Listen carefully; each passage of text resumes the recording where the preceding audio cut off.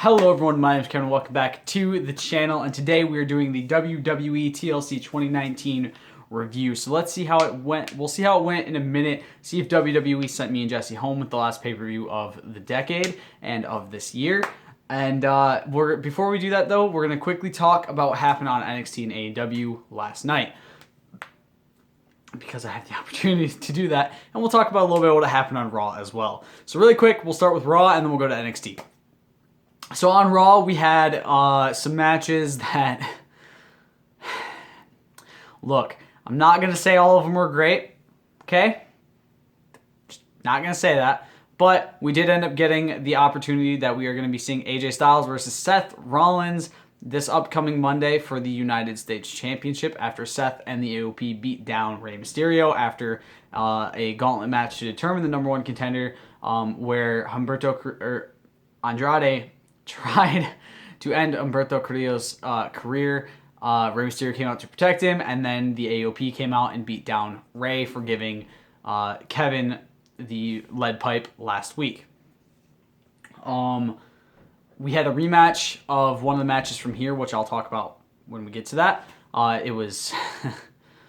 Look, I'll put it this way. You can definitely tell tag team divisions are a lot different between AEW and WWE with some of the stuff we see on WWE's weekly programming. It's about all I remember, to be honest, from Raw. Raw went by in a fucking blur to me, so, like, I've watched a lot of wrestling the past few days, you guys. Like, I'm out of it right now. There's been a lot of wrestling and a lot of sleeping pattern fucked up. So, yeah. That's why there was no God of War on Tuesday. It's because I slept through, like, most of the day. Yeah. All right. So, now what happened on NXT and AEW? So, on NXT, we had two championship matches, which were very, very good, both of them. First, to start off the night, we had Adam Cole Bebe defending his NXT championship against Finn Balor in his first opportunity at the championship since coming back to NXT. It was looking like it was about to be Balor picking it up, his future becoming his past. He hit the shotgun dropkick. I think he had a double stomp before he hit the shotgun dropkick as well. Hit the coup de grace, was going for the 1916, and as he's going for the 1916, he looks towards the ramp and stops. Just stops. Mouth agape, kind of like AJ Styles' debut at the Royal Rumble back in 2016, when Roman Reigns kind of just went and, like, fucking had the weirdest look on his face in the world, just staring up at the ramp. It's like, huh? What? Like, instead of actually fucking showing us who was coming out. And then it pans as he goes to walk towards the ropes. The ref walks towards the ropes, and we see Johnny Gargano, freshly returned Johnny Gargano. He's got a new haircut. Looks freaking awesome. Johnny Gargano came out, and the ref was walking towards Johnny Gargano. Adam Cole hit a low blow, hit the last shot. 1, 2, 3. Finn Balor takes his first loss since returning to NXT. I believe it's his first loss since returning to NXT, at least. I might be wrong on that. But loses his opportunity, after which Johnny Gargano beat the living hell out of him. They also announced that the Dusty Classic would be returning in 2020. Io Shirai had a match against Santana Garrett, which she won. Kushida lost Cameron Grimes, which kind of disappointed me because, to be honest, I like Kushida. I like Cameron Grimes too, though, but geez, come on, man. Like, I was hoping for Kushida to win that. And then, at the end of the night, we had Shayna Baszler defending her NXT championship against Rhea Ripley in the main event. And at the end of a hard-fought battle, Rhea Ripley picked up the NXT Women's Championship. She is the new champion. So there's been a lot of rumors this year that potentially they're going to try to set up for the 4 Horsewomen of MMA versus the 4 Horsewomen of WWE sometime in the near future. Once Ronda got signed, that rumor mill started right back up. And a lot of people have been thinking Shayna's going to get called up soon. So it's possible that Shayna, Marina, and Jessamine are going to get called up to the main roster, because Stephanie McMahon has confirmed that Ronda is going to be returning to the WWE at some point soon. Some point. I think she just said she's going to be returning. I don't think she specified when. So it seems like maybe Shayna dropping the championship is to set for her to go up to the main roster, Jessamine and Marina to go up to the main roster, and then set for Ronda to return to set up for a 4 Horsewomen of MMA versus 4 Horsewomen of WWE match, which, I mean, It sounds like a cool idea in theory, but with how I would say Marina and Jessamine aren't exactly the two best in-ring workers, so it's kind of something I'm not as excited for as I want to be for. You know what I mean? But we'll see, I guess. And then on the AEW side of things, we had a fantastic match. Chris Jericho and Jungle Boy were fantastic. They put on a amazing match. Jungle Boy lasting 10 minutes against Chris Jericho, and Jericho losing his shit about it, which was fucking awesome. John Moxley didn't show up, surprisingly. Cody and Darby Allin beat the Butcher and the Blade, setting up for their next match. Kenny and Hangman sadly lost to the Lucha Brothers, after which Pac went to go attack Michael Nakazawa, and Kenny went to go save him, got attacked. Hangman saved him. Chris Statlander beat Britt Baker to become the number one contender to the AEW Women's Championship, and will face Riho in 2 weeks on the January 1st episode of AEW Dynamite. What else happened? Marco Stunt got knocked the fuck out by Jake Hager during the match between Jungle Boy and Chris Jericho, which was fucking just insanely... Like, he went to go jump off the apron, just... out. And then SCU faced the Young Bucks in a tag team championship match at the end of the night, which SCU did end up retaining. It was a fantastic match. The four of them know each other so very well, and it was awesome. I loved it. It was probably, I think it's my match of the night. That's hard to say because Shayna and Rhea put on such a good performance, and so did Finn and Adam. But geez, man, there were so many good matches last night, which is like so difficult. Honestly, just this whole week, Friday to yesterday of wrestling was fantastic, barring a few matches on Raw and on TLC. But for the most part, I enjoyed every last bit of wrestling I watched in the past few days, in the past almost a week now.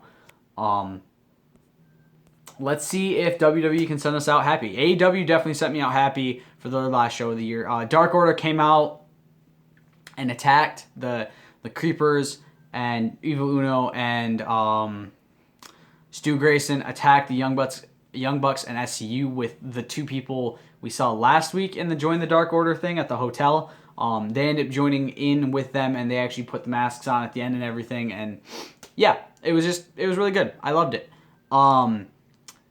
Dark Order is really fucking creepy, but I like they're fun to watch. So we have a few more shows left in the year. I think NXT's pre-taping for Christmas, and I know they're doing something for New Year's. I know they're going to be there on New Year's Day because they're doing the NXT Awards on December 1st. I don't know. I think Raw's pre-taping. I know Raw's pre-taped. I think SmackDown is live. From what I know of, SmackDown's going to be live this Christmas week and New Year's week. SmackDown will be live. I think Raw is taped for both weeks. I might be wrong on that. Don't hold me on that. I might be wrong. But that's as far as I know. And I think NXT's taping for both weeks. Taping at least for Christmas week. I don't know about New Year's Day. I know Christmas, they're going to be pre-taped. I've heard they're going to be pre-taped. I'm not entirely sure about that. But yeah, I know AEW is not pre-taping. They're just done for the year. They're done until the 1st. That's when they'll be back. They'll be back the 1st of January. But without further ado, let's get into the TLC and see how the last pay-per-view of 2019 actually went. So to start off, we had a men's singles match. Humberto Carrillo versus Andrade. We had no prediction. This match was kind of just put on there at the start of the pay-per-view. Great match from start to finish. Control was mostly held by Andrade for the start of the match. Carrillo started to get it. Goes for a standing moonsault, but Andrade reversed it and sent him head first into the turnbuckle. Let me just say, every match between Humberto and Andrade has been awesome for me. I've loved every single second of it, but I want them to be a tag team so fucking badly. Like, I don't know why. I just want Humberto and Andrade as a tag team. Managed by Zelina Vega. It'd be awesome to me. That's all I'm going to say. Big drop kick by Carrillo as Andrade sets up for the double knees. Some point, Andrade got busted open. I don't entirely know when, but the kick, holy shit, that fucking kick by Carrillo made it so much worse. And just, it was fucking brutal. His eye, literally on Monday Night Raw, his eye was completely swollen shut, basically. It was like up to here. It was like really puffed out and swollen shut, and it was just nasty, brutal looking. Fucking props to Andrade, though, for fighting through that shit. Jesus Christ. Cut was cleaned up. Andrade starts getting control again. Double stop from on the post, sending Carrillo into the apron. Andrade starting to take control. Carrillo starts shifting again. The cut gets reopened at some point. Andrade almost ran into Zelina again, much like he did last week. Carrillo tries for the rope, but Andrade avoids it. Inverted Hurricane Rana by Carrillo. Moonsault. Carrillo wins. 10 out of 10. No predictions. Yeah. I loved it. Once again, Carrillo and Andrade put on a hell of a show, and me and Jesse both enjoyed it. And yeah, it was awesome.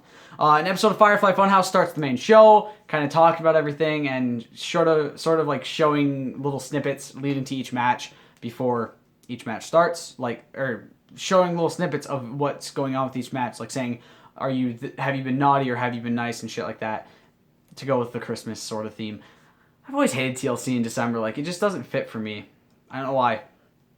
Match number 2, the SmackDown Tag Team Championship ladder match, The New Day versus The Revival. Prediction was The New Day for both. Control shifting back and forth a lot. The New Day taking control, and The Revival start taking it and are the first to bring the ladder, or they bring the first ladder into it. They slam the ladder on Kofi over and over as he gets past them into the ring. He slid into the ring, and then they just slammed it on him repeatedly. Dawson moves Wilder out of the way, and Big E hits the splash on an empty ladder after setting Wilder on it. Dawson takes the ladder out from under Big E's. Ladder gets slammed into Big E's balls twice. First time they slammed it, and the second time they drop kicked it into his nuts. Throw him onto a ladder set on the ropes. Kofi's on the ladder. The Revival trying to tip it over. Kofi dives off the ropes as he gets tipped towards it. Takes up Dawson, then hits Trouble in Paradise on Wilder. Shatter Machine off. I think the ladder. Yeah, the ladder to Kingston as Dawson pulls him off of it. Big E back takes down Wilder with a spear through the ropes after taking down Dawson. Attacks Dawson with a ladder, takes the ladder out and grabs a bigger one because they had to set up for a different spot. You'll see in a minute. Sets that ladder next to the other one, grabs a third and sets it up in the corner, leaning between the ladder and the turnbuckle.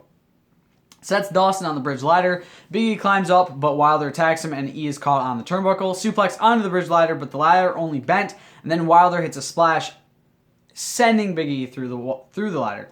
Dash and Dawson both start climbing up, but Kofi springboards onto the ladders, attacking them both. He gets caught in the ladder. He's kind of hanging in a tree of woe sort of situation. I crack my neck. Dash slams his face on the ladder multiple times. Big E's back up, taking down Wilder. Big ending off of the ladder. Kofi rises back up and sends Dawson down onto the broken ladder. The New Day win 12 out of 10, 1-0 on predictions for Jesse and myself. I thought this was a great match to set off the SmackDown Live Tag Team the SmackDown Tag Team Champions championships for the end. It actually looked like the Revival was about to win there for a few minutes to both Jesse and myself, and we're like, shit, is this just like the last time we thought they were about to leave the fucking company where they got a championship match and they won the goddamn things? But no, New Day did end up winning it. We really loved it. New Day and Revival against each other, I love it. It's one of my favorite rivalries that I've seen this year, and just everything about the Revival versus the New Day, magnifique. And the New Day and the Street Profits just recently signed, yesterday, new multi-year deals with WWE, meaning they're going to be on for the foreseeable future. There's no word on if the Revival have decided to re-sign yet. As far as I know, they're still waiting out their current contracts and are probably going to be leaving once they're up. But again, it could always change. Who knows? Match number 3, men's singles match.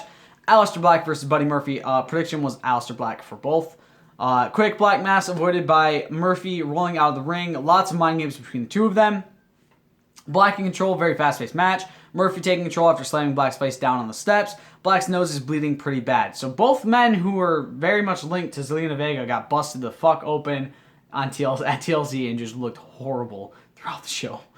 Attacking the jaw more while having an arm lock in. Murphy grabs Black's jacket, goes to put it on, but Black gets up. He throws the jacket at him. Shining Wizard. Murphy hops over him, but is caught with a kick and a knee, and then a moonsault off of the ropes. God, these matches were fast fucking paced.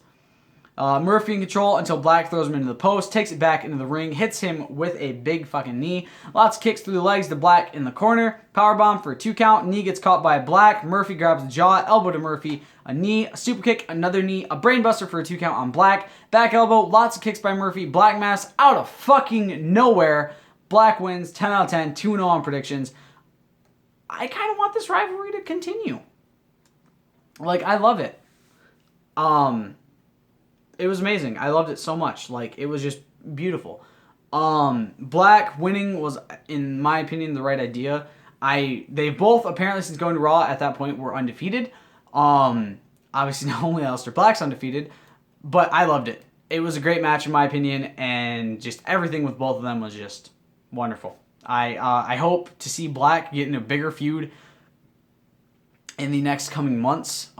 Potentially going towards the championship, not against Brock Lesnar, but towards the championship. Maybe at the best right now, United States, and have him kind of getting closer and closer to that. But for now, obviously, it doesn't seem like he's going to be going for anything because, Brock Lesnar's the champion, and if he goes for the championship, it's not going to be a good idea. So just Aleister, just stay away from the championship for now. Just for now. Wait until somebody better is champion who actually shows up. Match number 4, the Raw Tag Team Championship match. The Viking Raiders versus the OC is who was revealed to be the mystery opponents. The Viking Raiders were the prediction for both. And just let me say, I hated everything about this match. The finish, commentary, Jerry the King Lawler, the KFC fucking bullshit. So okay. So there's fans ringside eating KFC. They got like that upgrade package thing that apparently gets done occasionally from Little Caesars and KFC, which is like, okay, bullshit, but whatever. You guys got your sponsorships in. That's fine. If you want to shout out the fucking sponsorship bullshit that moved some lucky fans close to the ring or whatever, go ahead. This one's literally at ringside, like in the fucking area around the ring where the mats are at and the barricades and shit, like between the barricades and the ring. So I'm like, okay, this thing's going to get ruined some point in this match. I don't know if the KFC will be on the table when it happens, but it's going to fucking happen. I knew this the minute I saw that fucking table where it was at. I was like, this table's going to get fucking somebody through it at some point tonight. King won't shut up about the KFC. I'm not fucking kidding. It's 90% of what was talked about. He kept talking about, oh, you think they'll share some of the KFC with me? Oh, man, that KFC looks so good. Oh, dude, they almost got their KFC run. Literally all he fucking talked about the entire match was KFC. And I swear to God, I wanted to fucking kill myself. Nothing about this match made me happy. I love tag team wrestling. I will never say I don't. Tag team wrestling is the thing I've loved the most since I was a kid. I was a huge Hardy Boys fan. I was a huge Edge and Christian fan. So to see a tag team match that I really wanted to enjoy because I love the teams that are involved get talked about KFC for the entire fucking match pissed me off. USC started taking control. Spinebuster by Anderson. Gallows taking it to Eric in the corner. Ivar taking it to Anderson. Anderson's knee may be hurt. King needs to just shut up. Literally the entire match he pissed me off. And the entire night of Raw and the entire rest of the night in TLC, King pissed me off. Anything he said. Handspring double back elbow taking down Gallows and Anderson. Viking experience gets broken up by Gallows. Gallows and Anderson end the Viking Raiders outside. Double count out. 7 out of 10. 2-1 on predictions. And it was a very fucking dumb way to end the match. And the fans were not fucking happy. Neither was I.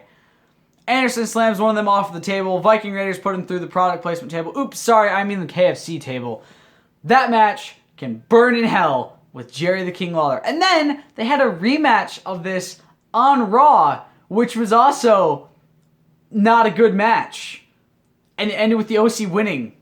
Which is like, dude, like, it was a non-title match, but still. And then King wouldn't shut up, or Samoa Joe wouldn't shut up about, they should be the tag team champions now. They should be the tag team champions. Like, dude, they couldn't get it done the night before for the titles. Obviously, here's a point that you're missing there, Joseph and King, because King was kind of fucking piping up with it too. If they're not able to get it done in the title match, but they have 2 non-title wins, guess what that means? They don't perform well under pressure.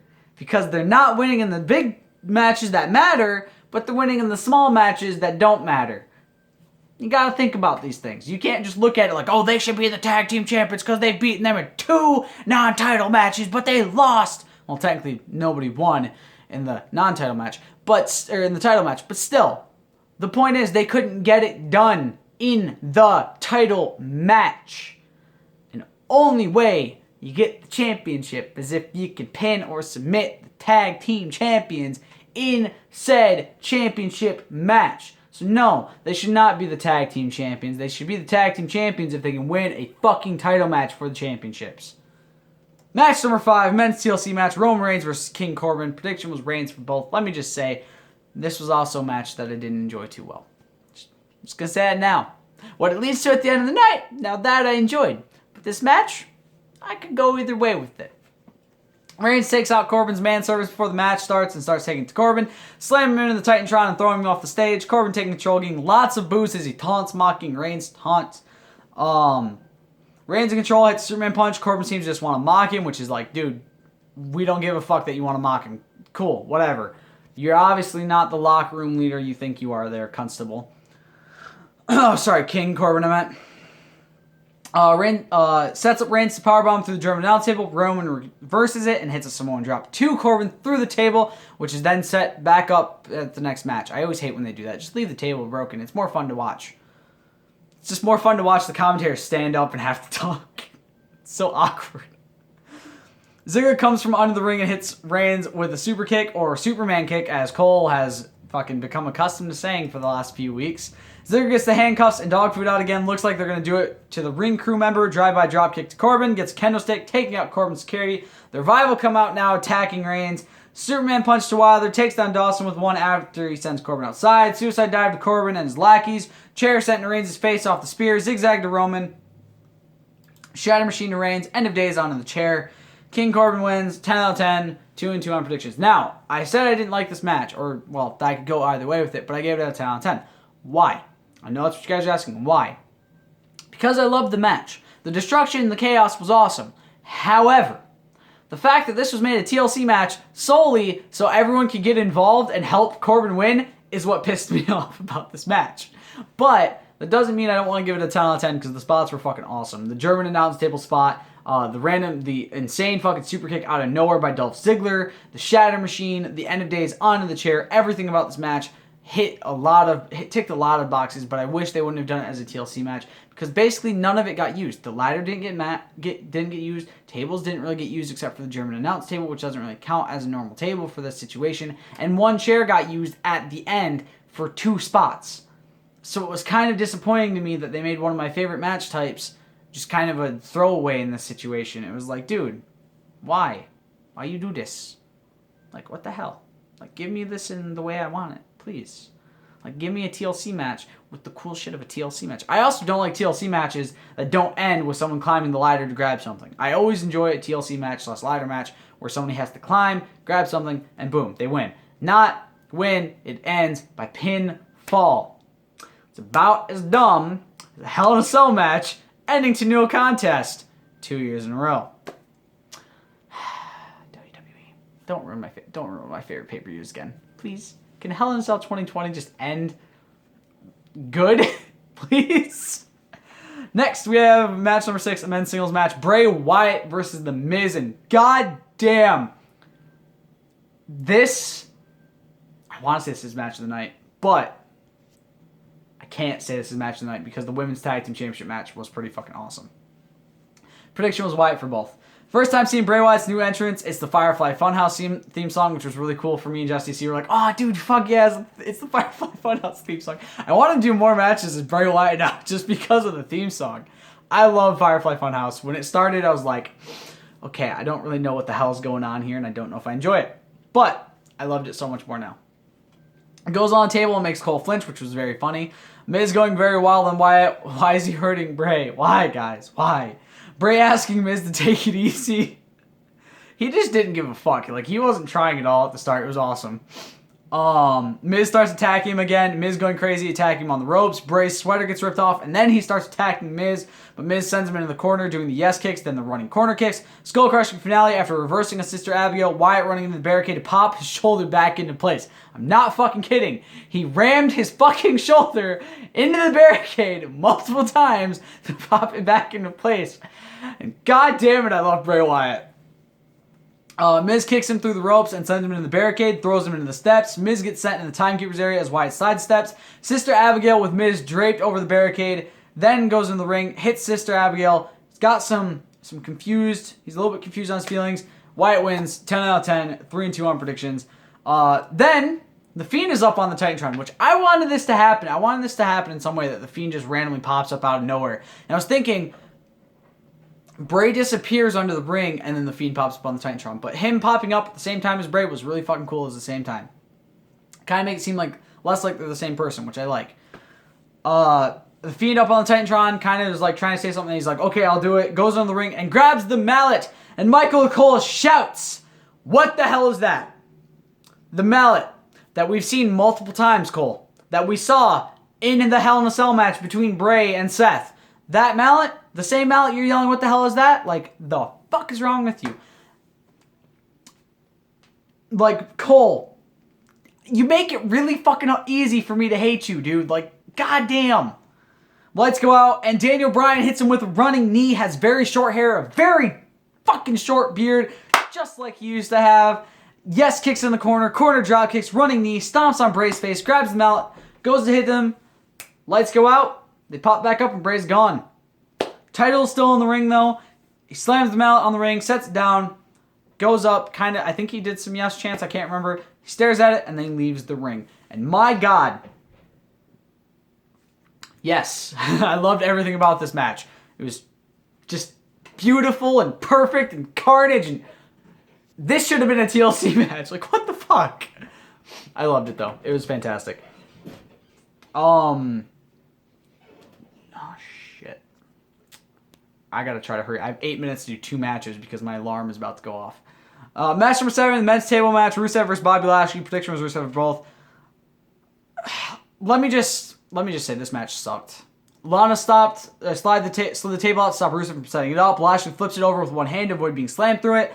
Lashley starts taking control over Rusev, throws the table at Rusev, but Rusev moves, causing the table to be broken in half in the post. Yes, he threw a fucking literal table at Rusev. Lashley in control, taking it to Rusev with the table set up in one of the corners. Grabs another, accidentally hits it in the ring side. One table set up in the ring, one set up outside, one set up in one of the corners. Lashley on the apron, back and forth strikes. Lashley tries for suplex over the ropes through a table, and while Rusev's trying to suplex him back into the ring, which wouldn't have really hit the table. Neither of them can do it. Can go over or through one. Rusev attacks Lashley with the stairs. Takes one of the guardrails and heads to the ramp. Attacks Lashley with the guardrail. Holds up like a true G. Lashley rakes the eyes. Lashley slams Rusev through the guardrail. Attacks with kendo stick. Sets the table up in the corner opposite of the other. Takes 60 years to set it up, and he still set it up wrong and weird, but there's a reason for that. Rusev attacks with the kendo stick, unloading with strikes and breaks it in half. Monster kick. Lana runs in as Rusev goes to set Lashley on one of the tables. Spear to the fucked up table. It doesn't break, and then he tosses Rusev through the table opposite that one. Lashley wins 6 out of 10. 3-3 on predictions. That match sucked ass, and so did what happened on Raw, where Lana told Bobby Lashley to propose to her. And he did, and it was terrible, and there was no Rusev involved, and it just sucked the fun out of everything. And me and Jesse just basically fast forwarded through the entirety of that segment because it sucked. There was one cool moment where Rusev like hit Lashley off the apron, and Lashley basically bumped, but he went over the table, which is kind of like, come on. He obviously, like, that's kind of, like, obvious that he's overselling that a bit to make it look like he got hit all the way over the table. But it's like, whatever. Match number 8, the Women's Tag Team Championship TLC match. The Kabuki Warriors versus Becky Lynch and Charlotte Flair. Prediction was Kabuki Warriors for both. You know, I think we're going to do a part 2 because this one is a long fucking thing and I don't have enough time to do it in this part. So we're going to do a part 2 for the TLC review. I hope you guys enjoyed this part. I'll see you all in the next one where we're doing literally one match, but it's a very long review. Like literally like 2 whole pages of notes for this match because it was just that chaotic. So I hope you guys enjoyed this part. I'll see you next time. Stay golden. Peace.